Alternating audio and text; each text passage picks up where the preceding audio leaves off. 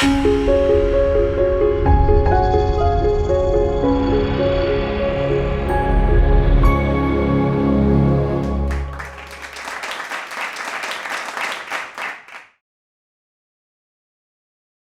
शब्द है, हम लोग अद्वैत वेदांत में जो शंकराचार्य बोल रहे थे ब्रह्मा है, स्वामी विवेकानंद भी बोले हैं जो ब्रह्मा माने जो भी है यहाँ पर सब मैनिफेस्टेशन ऑफ ब्रह्मा बोल रहे हैं। उन लोग जैसे व्याख्या विश्लेषण दिए हैं, जो मैटर बोल के तो कुछ नहीं है, सब कुछ है प्योर कॉन्शियसनेस, ब्लिस, नॉलेज, ऐसे लोग बोले हैं। तो यहाँ पर से कुछ सिमिलरिटी डिसिमिलरिटी शब्द ब्रह्मों से एवं और यहाँ पर शंकराचार्य के ब्रह्मा और वो दोनों से सिमिलरिटी डिसिमिलरिटी देके आप क्लियर एक पिक्चर यदि बोल देते हैं तो बहुत अच्छा होता है। और द्वितीय नंबर क्वेश्चन है गुरुजी, सेकंड क्वेश्चन, जब गुरुजी बोले जे शब्दों से सब ज्ञान हम लोग पाते हैं, चेतना का प्रकाश होता है शब्द से। तो मेरा एक गुरुजी क्वेश्चन है, जे हम लोग के जो इंडियन फिलोसफी में योग दर्शन है, धारणा ध्यान समाधि, अष्टांग योगांगों में धारणा समाधि, और शंकराचार्य जो भी बोले हैं जो जे ब्रह्म ज्ञान के लिए श्रवण मनन निधि दर्शन का दरकार है, निधि दर्शन से ब्रह्म ज्ञान होता है। तो उस वो सब लेवल में तो गुरुजी कोई शब्दों के उच्चारण तो नहीं होता है, वो जो समाधि लेवल जो है हम लोग का, जो समाधि लेवल है ब्रह्म ज्ञान, जो ज्ञान का लेवल है वो उस जगह में तो हम लोग भाषा से कुछ भी प्रकाश नहीं करते हैं, उसमें हम विलीन हो जाते हैं। ऐसे टाइप के मैंने पढ़ा हूँ और कुछ जानता हूँ, वो भी हो सकता है रॉन्ग। तो ये सब लेवल में, ये सब जगह में, ये सब प्लेस में शब्दों का प्रयोग हम लोग यूटिलिटी क्या है, ये सब जगह में, ये सब प्लेस में आप कैसे व्याख्या करेंगे? ये दोनों क्वेश्चन है गुरुजी मेरा। ये दो क्वेश्चन है ना गुरुजी। ऐसा है कि प्रश्न के लिए तो बहुत बहुत धन्यवाद, लेकिन जो भी लोग प्रश्न करें वो सीधे प्रश्न पर आए, क्योंकि समय का भी हमको ध्यान रखना है। तो गुरुजी से मैं निवेदन करूंगा कि इनकी जिज्ञासा पर कुछ बातें कहें।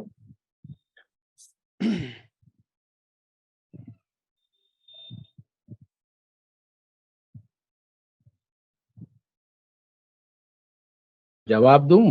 जी जी। देखिए, अरुण जी ने बहुत सही प्रश्न उठाया। पहले तो उनका जो दूसरा प्रश्न है उसका उत्तर दे देता हूं। यह कि भाई चीजों को दार्शनिक लोग कंफ्यूज नहीं करते। एक जो विषय है ज्ञेय है, जो साधना का है, दूसरा जो है जो दार्शनिक विमर्श का है।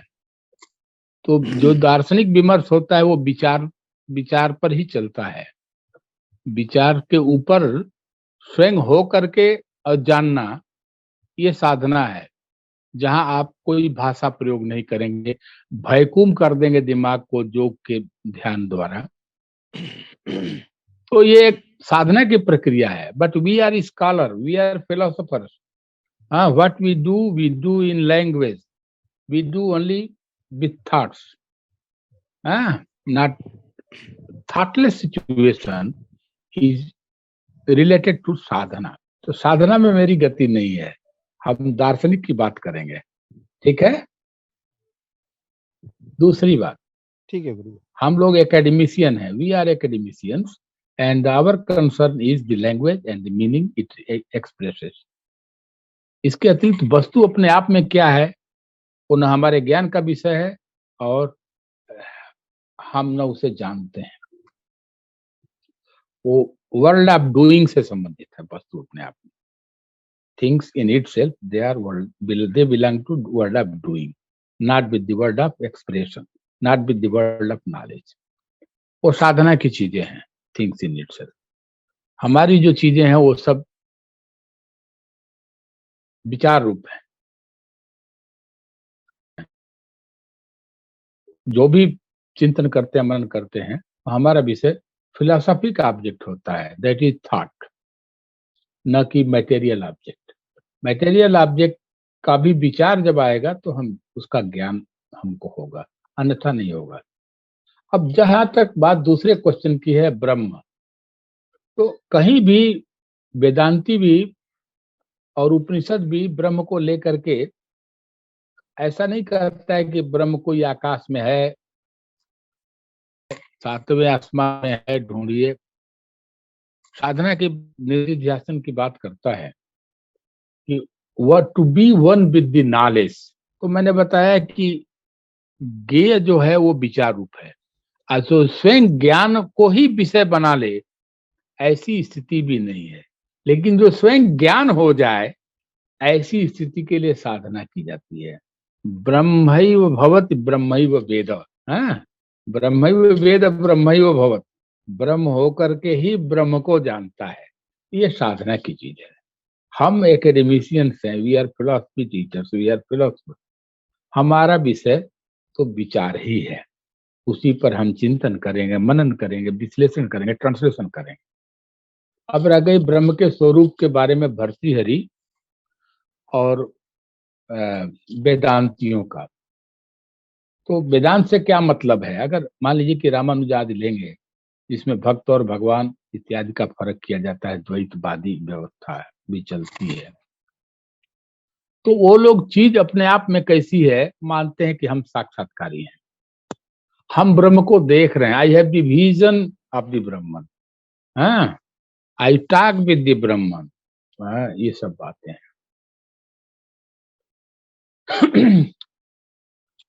निर्गुण भी है, सगुण भी है, पर सगुण रूप में आप सब भी सगुण रूप हैं, इस रूप में है। पर जो ये जो आरंभ करने वाले वेदांत के हैं उनके लिए है, लेकिन जो उसमें ज्ञानी हैं वो भी ये जानते हैं कि कहता है कि ज्ञानम आनंदम ब्रह्म प्रज्ञानम ब्रह्म प्रतिबोध विदितम, वो ब्रह्म तो हर बोध में लगा हुआ है, ज्ञान रूप में।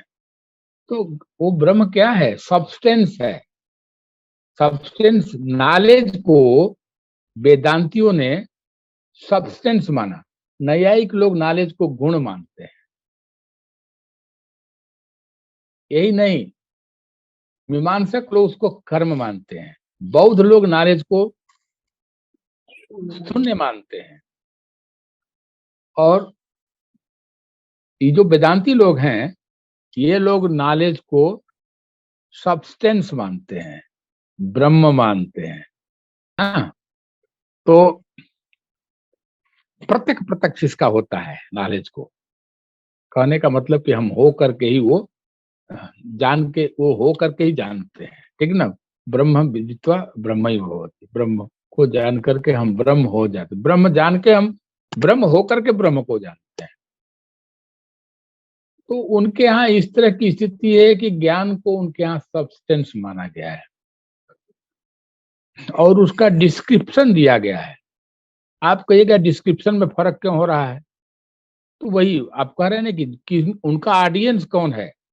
उनको चैलेंज करना था शंकराचार्य को, बौद्धों को, नैयायिकों को।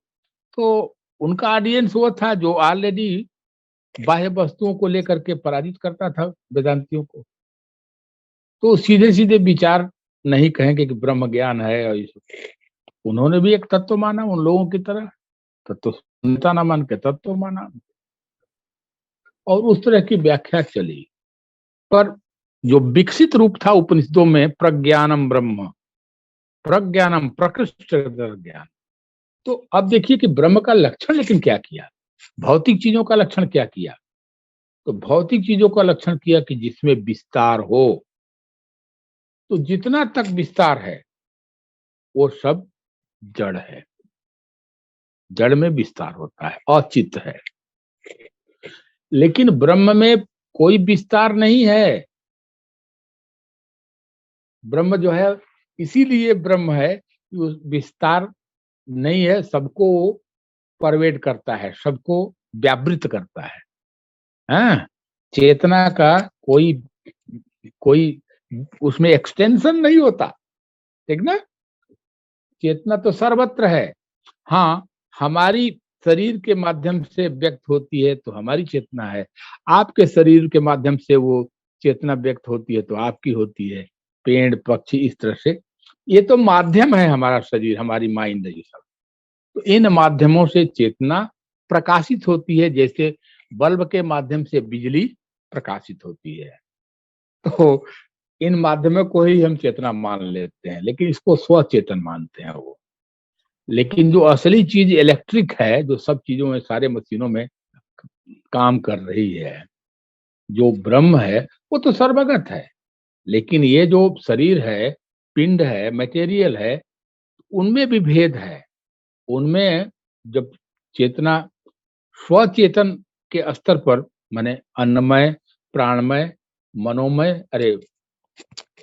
अन्नमय, प्राणमय, मनोमय और तब विज्ञानमय कोश, तो मनुष्य के स्तर पर आकर के वो स्वचेतन स्तर पर प्रकाशित स्तर की बुद्धि होती है, अंतःकरण होती है, अहंकार होता है, क्या बोलते हैं, महत बुद्धि,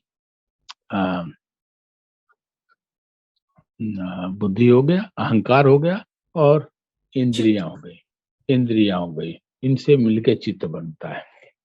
यही आप हैं। तो आप तो पूरा का पूरा जड़ हैं। जिन जड़ इंस्ट्रूमेंट के माध्यम से जो चेतना सर्वगत है प्रकाशित हो रही है, ठीक ना। अब आप में क्षमता है कि उस बात को आप समझ सकते हैं, क्योंकि आप स्वचेतन हैं, आप अपने को जानते हैं। सांख्य बहुत बड़ी बात कहता है कि मैं जानता हूं कि जिस पुरुष को मैं पुरुष समझता था वो मैं नहीं हूँ, विवेक ख्याति, ठीक ना। वो तो हमसे अलग है, मैं अलग हूँ, मैं प्रकृति का प्रोडक्ट हूँ। और वो जो ब्रह्म है, ज्ञ पुरुष, ज्ञान पुरुष, वो नहीं हूँ मैं। यही है विवेक ख्याति। यही बात वेदांती भी कहते हैं कि केवल ब्रह्म ही है सर्वत्र, सब जगह, और वही विभिन्न उपाधियों से भिन्न भिन्न रूपों में भी वही है। तो इसको हम लोग समझ नहीं पाते हैं। हम लोग सोचते हैं कि ब्रह्म सब जगह है, सब माने जगह भी घेरता है। ऐसा कोई जगह नहीं है, और जगह शून्यता भी कोई ऐसी हो, वो भी कल्पना कर लीजिए जहां चेतना न हो। चेतना सर्वत्र है, बस इंस्ट्रूमेंट नहीं है जिसके माध्यम से वो प्रकाशित हो, ठीक ना। जब वो इंस्ट्रूमेंट हमारी बॉडी की तरह से, जिसमें चित्त हो, बुद्धि हो, अहंकार हो, इंद्रियां हो, मन हो, वो जो अंतःकरण सामान्य वाला बॉडी मिलेगा, उपाधि मिलेगी, तो वो चेतना उस रूप में, जैसे बिजली प्रकाशित होती है बल्ब के माध्यम से, ट्यूबलाइट के माध्यम से, कंप्यूटर के माध्यम से, वैसे वो भी चेतना सर्वगत तो है ही है। इंस्ट्रूमेंट चाहिए, इंस्ट्रूमेंट के रूप तो प्रकाशित हो जाएगा। अब इसमें क्यों करते हैं? तो अब देखिए, शब्द भी शक्ति है, और जो हमारी परंपरा है उसमें जो बोलते हैं वही शब्द नहीं है, ये तो बोली है। लिखते हैं वो लिपि है, ठीक ना। शब्द क्या है? तो शब्द के 4 स्तर बताए। एक तो जो बोलते हैं, लिखते हैं, चिन्ह, प्रतीक आदि, मार्क्स, टोकन्स, ये के सब वैखरी में आते हैं। इससे अधिक वैखरी है, पर जितना वैखरी है उसका 1/4 ही आप बोलते हैं। बड़ा बड़ा पंडित भाषा का, शब्दों को जानने वाला, वो भी। और जितने जगत में लोग हैं, 3 लोक है आपके पास, तीनों लोकों में जितनी भी बोली जाती है, तुरिया वाचो मनुष्या बदंती, मनुष्य लोग उसका 1/4 ही बोलते हैं, तुरिये का, बैखरी का ही बोली है। पर इसके ऊपर आप जाएंगे, व्यवहार इससे होता है, इसके बिना नहीं होगा। तो विचार रूप शब्द है, जब तक विचार में प्रकाशित नहीं होगा बोल। मान लीजिए किसी को चिल्ला रहे हैं आप, और वो सुन भी रहा है, लाओ लाओ लाओ, पानी लाओ, पर उसको ज्ञान नहीं हो रहा, उसका दिमाग दूसरी जगह है, ज्ञान में प्रकाश, विचार नहीं आया, वो लाने का काम करेगा। चिल्ला रहे हैं दुर्वासा जैसा क्रोधी ऋषि, मांग रहे हैं कि भूख लगी है, खाना दो, और शकुंतला का दिमाग कहीं था, कान तो खुला हुआ था उसका, ये जोर जोर से बोल भी रहे थे, पर उसका दिमाग अन्यत्र था, तो वो सुनाई नहीं दिया, श्राप का भागी बनी। तो केवल कान होने से, माने फाइल और जो लिखते हैं वही शब्द नहीं सीमित है, विचार रूप होगा प्रकाशित, तब जाकर के बोध होगा और तब आप में कोई भी कार्य करने की प्रवृत्ति होगी। अन्यथा कार्य करने की प्रवृत्ति ही नहीं होगी, निवृत्ति की प्रवृत्ति नहीं होगी, अन्यथा भी प्रवृत्तियां नहीं होगी। कोई भी प्रवृत्ति विचार से होगा और कोई भी ज्ञान। तो इसलिए उन्होंने बताया कि जब कोई जो हमारी ज्ञान की दुनिया है वो भाषा की दुनिया है, क्योंकि भाषा विचार रूप है। इसके ऊपर उन्होंने माना कि भाई इसका ज्ञान कैसे होता है विचार रूप शब्द का, तो कहे साक्षात दिमाग में चेतना प्रकाशित करती है। तो अगर हम उसको नहीं मानते हैं मध्यमा या विचार रूप शब्द को, तो हम अपना ही निषेध करेंगे, ठीक ना। और वो भी शब्द ही से करेंगे, शब्द ही में उसका बोध होगा। इसलिए मानना पड़ेगा जिसका साक्षात बोध होता है। वैखरी को क्यों मानते हैं, तो कहते हैं भाई अगर बोलते हैं तो कान से सुनाई देता है, प्रत्यक्ष होता है, और लिखते हैं तो आंख से दिखाई देता है, तो वो वहां भी प्रत्यक्ष है। तो वैखरी का तो हमको प्रत्यक्ष होता है तो मान्य है, और मध्यमा माने विचार रूप जो शब्द है वो साक्षात प्रकाशित होता है। कैसे निगलेट, विचार हमारा है। How can I negate my own thought, मेरे अंदर जो प्रकाशित हुआ तत्क्षण उसको कैसे नकार दूं। तो उसको, वो तो स्वयं प्रकाश है, उसको तो मानना ही पड़ेगा कि हाँ है। अब इन दोनों के अतिरिक्त एक पश्यंती मानते हैं। पश्यंती का ज्ञान कैसे होगा भाई, कहेंगे भाई पश्यंती का न प्रत्यक्ष होता है और न ही वो साक्षात बोध है, तो क्या अनुमान से मानते हैं, तो हाँ अनुमान से मानते हैं, इम्पोजिशन से मानते हैं, इन्फरेंस से मानते हैं। कैसे भाई, तो कहते हैं कि ये जो बोध हुआ ना, विचार हुआ ना, इस विचार का समान अधिकरण तात्विक समान अधिकरण सबस्ट्रेटम, ऑन्टोलॉजिकल सबस्ट्रेटम कौन है, इस रूप में पश्यंती को मानते हैं कि पश्यंती ही सूक्ष्म अभेद स्थिति है। मध्यमथ भेद जो है विचार रूप में होता है। अब बोलते हैं तो भेद जो है स्पष्ट हो जाता है शब्द और अर्थ का। इस तरह से उन्होंने वहां भेद किया। दूसरी बात, जो शब्द को ब्रह्म कहा, तो जितने भी पंचभूतात्मक सृष्टि है वो है पंचभूतात्मक, इसलिए कि शब्द स्पर्श रूप रस गंध ये सब पंच जो है तन्मात्र, इनसे पंचभूत उत्पन्न होते हैं। ये इन भूतों से ही सारी सृष्टि बनी है, किंतु इन भूतों में अगर शब्द न रहे तो ये भूत जो है सृष्टि नहीं कर सकते, ठीक ना। जो वायु को उत्पन्न नहीं करता, स्पर्श नहीं कर सकता अगर शब्द उसमें न लगा रहे, ठीक ना। इस तरह से सब में जो संघात होता है उसमें शब्द लगा रहेगा। बिना शब्द का कोई सृष्टि नहीं होगी, पर शब्द भी अपनी सृष्टि करता है। शब्द से आकाश की सृष्टि मानी गई है। न्यायिक लोग आकाश का गुण मानते हैं, और व्याकरण में पाणिनि परंपरा में शब्द से आकाश की उत्पत्ति बताई गई, ठीक ना। तो शब्द जो है आकाश की उत्पत्ति बिना किसी अन्य भूत के सहयोग के ही उत्पन्न करता है, और अन्य भूत सहयोग लेकर के बिना शब्द के सहयोग के कोई चीज उत्पन्न नहीं कर सकते। इसलिए शब्द को ब्रह्म का है। ये पंचीकरण का सिद्धांत है, बड़ी फेमस है।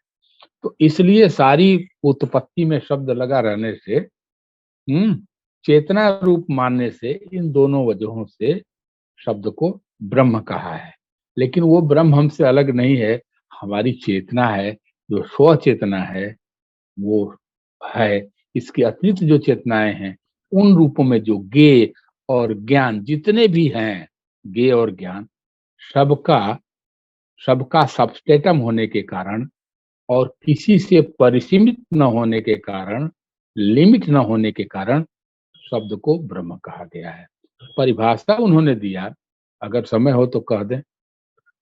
अनादि निधनम ब्रह्म शब्द तत्व यदक्षरम। तो जो शब्द तत्व है ना, वो अक्षर है, अविनाशी है, मरता नहीं है, और जितने भी हम शब्द बोलते हैं उसका आर्केटाइप है, मूल है, ठीक ना। अक्षरम है, विनाश नहीं होता। अनादि निधनम, न उसका आदि है, अनादि है, ठीक ना।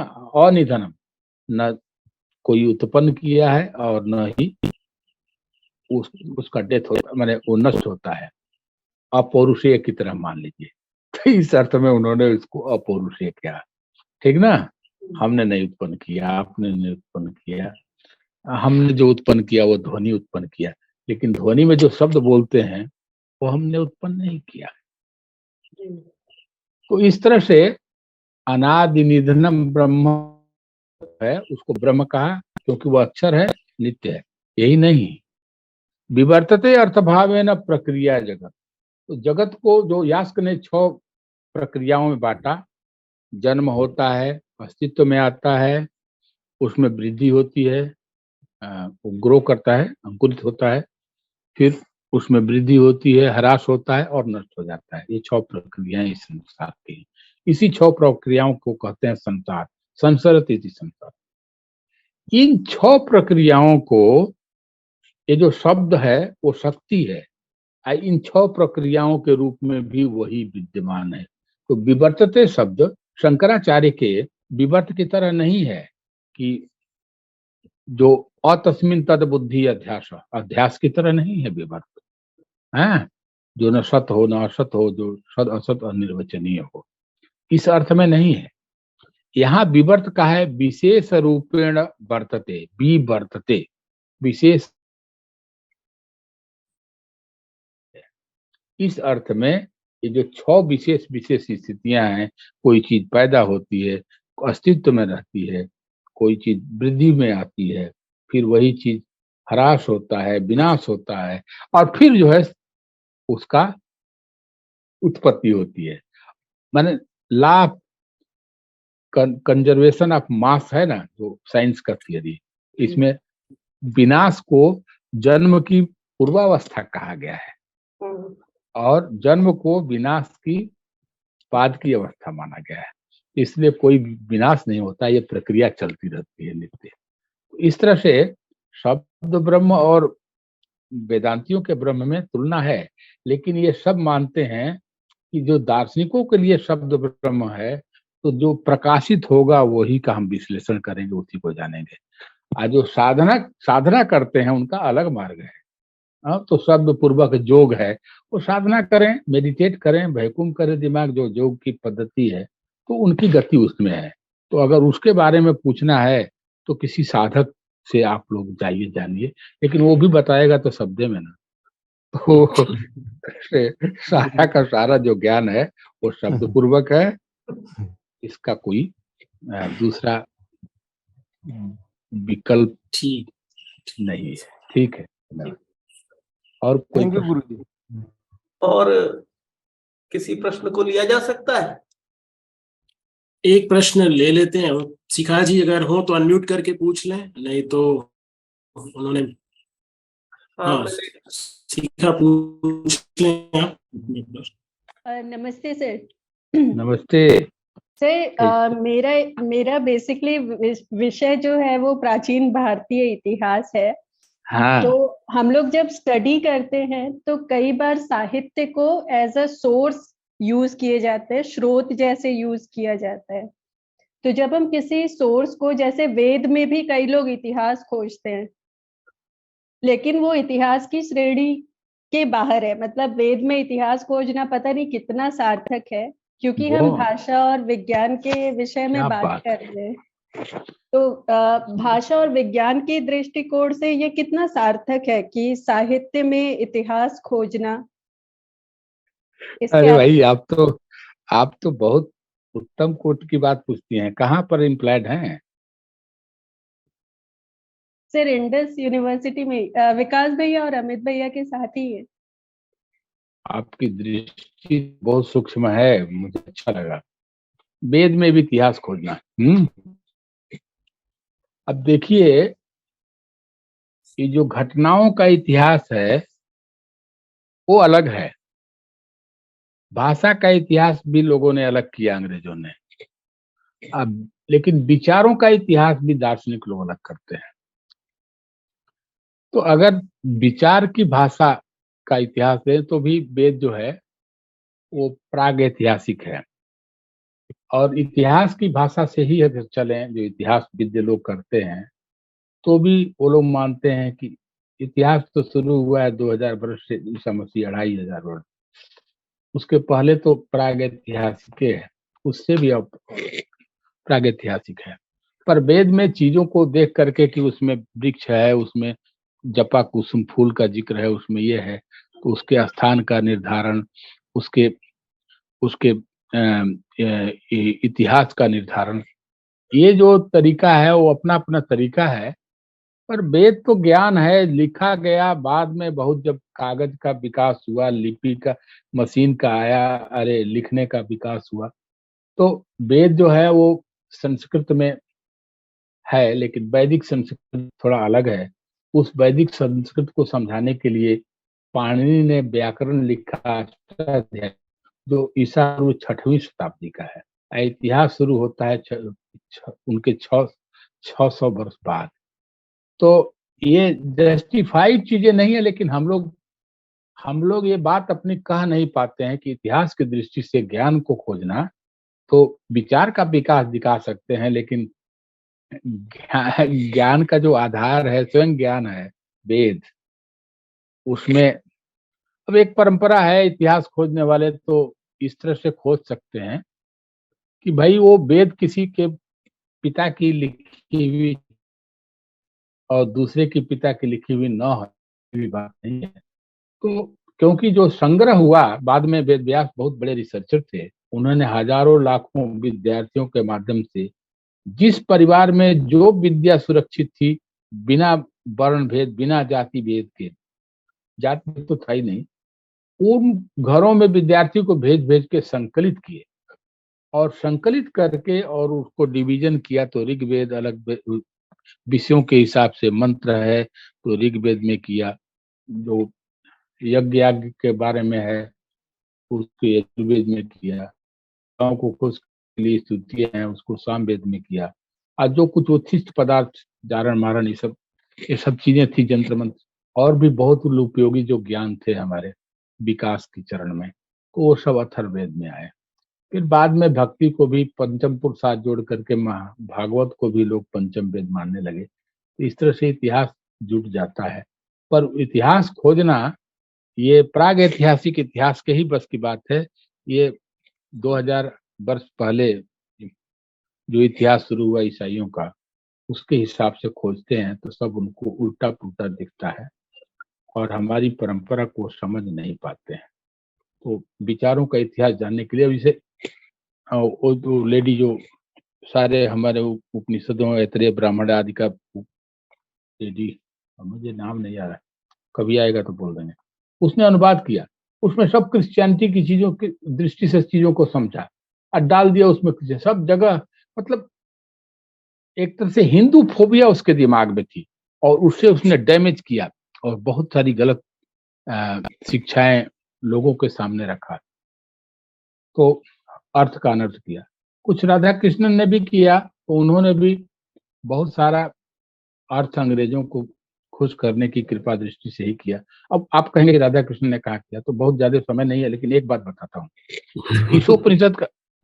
ईशोपनिषद का अनुवाद किया, तो एक पहला लाइन है, पहला श्लोक है, ईशावास्यम इदम सर्वम, सब कुछ जो है ईशा में है, ईशा में है।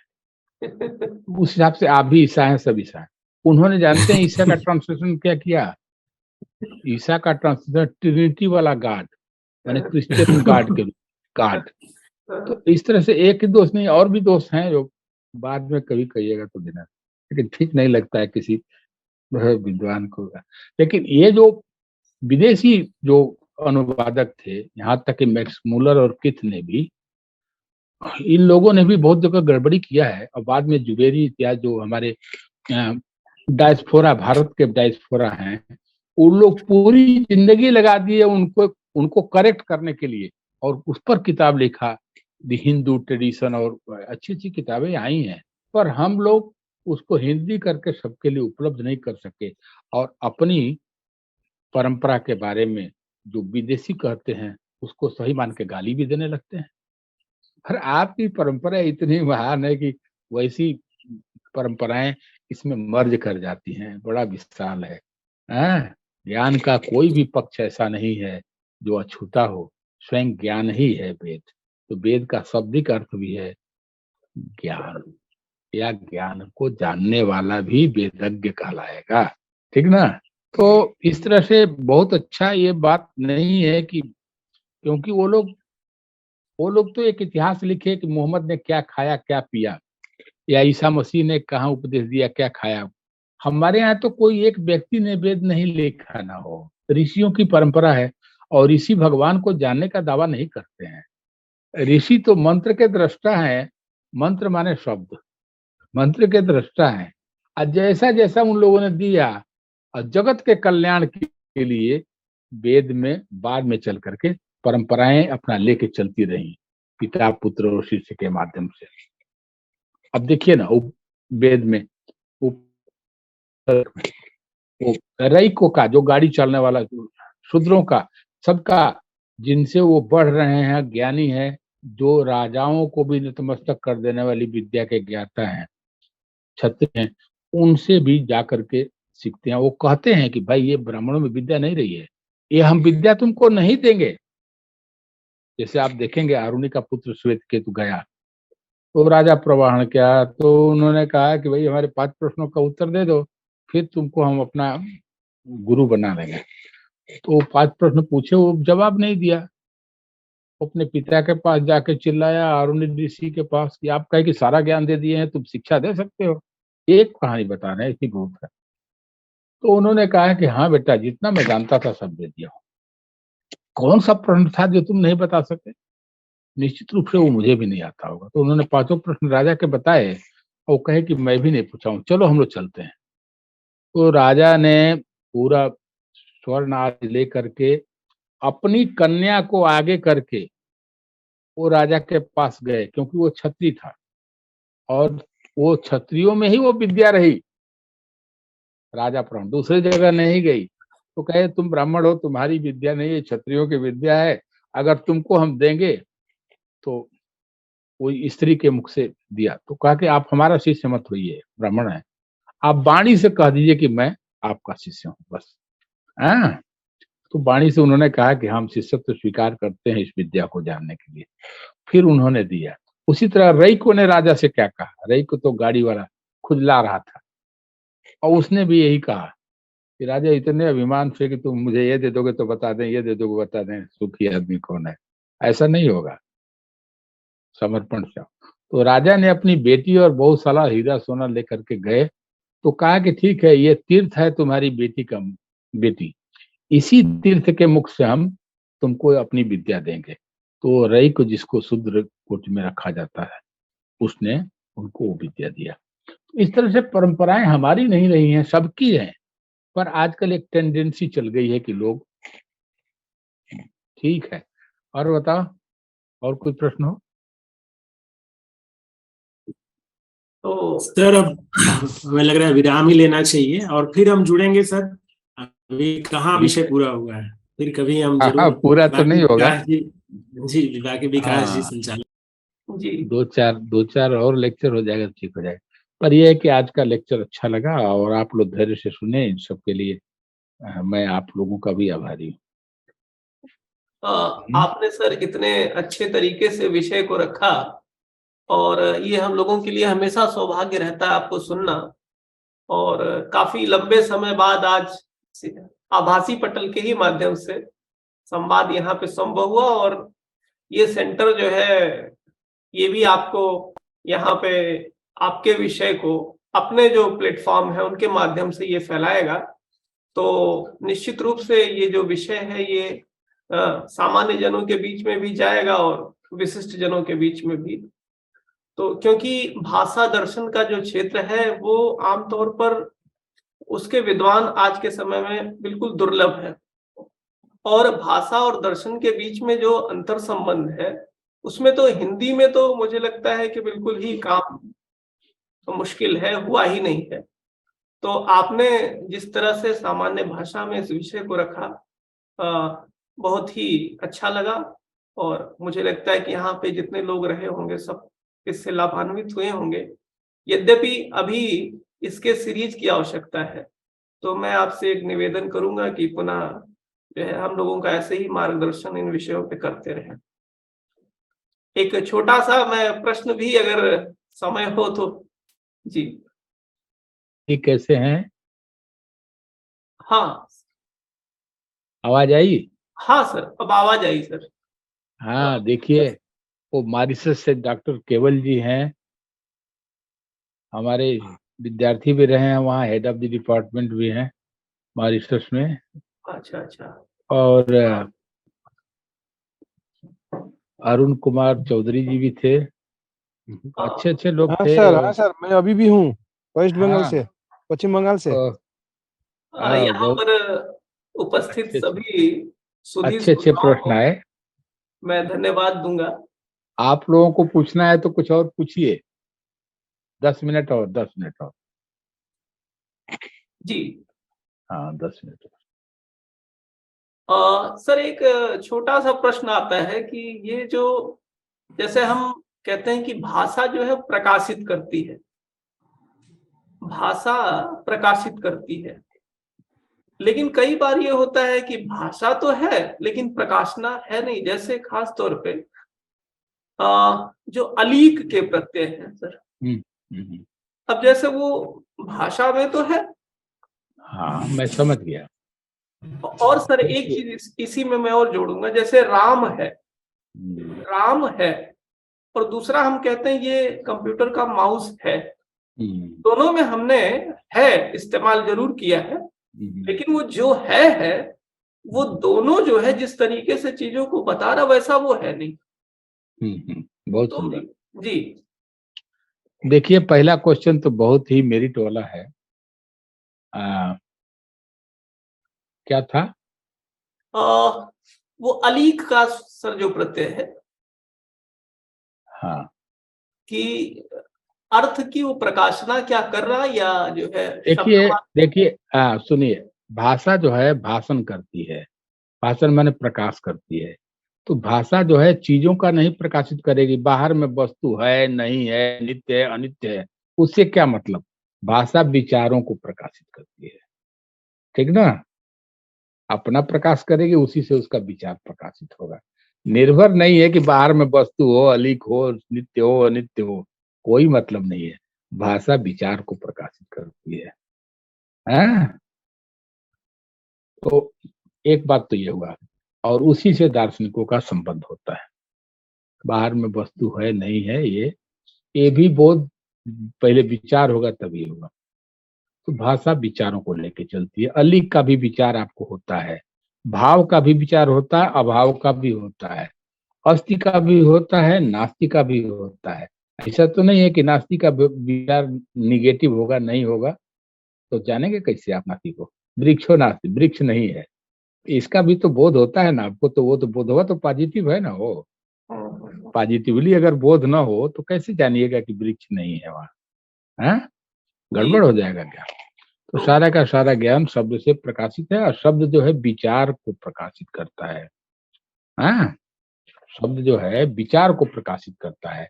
आपकी नेत्र आदि इंद्रियां हैं, सूर्य आदि हैं, ये सब बाह्य वस्तुओं को प्रकाशित करती हैं, ठीक ना। लेकिन शब्द जो है विचार को प्रकाशित करता है, ठीक ना।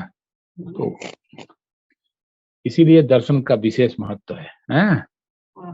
अगर मान लीजिए कि कोई बहुत बड़ा वैज्ञानिक है और कोई लिखित उसके पास शब्द में शास्त्र नहीं है, तो उसको पीएचडी नहीं मिलेगा। वैज्ञानिक को भी जो लिख के रखा दिया जाएगा, प्रस्तुत किया जाएगा, उसी पर पीएचडी होगा।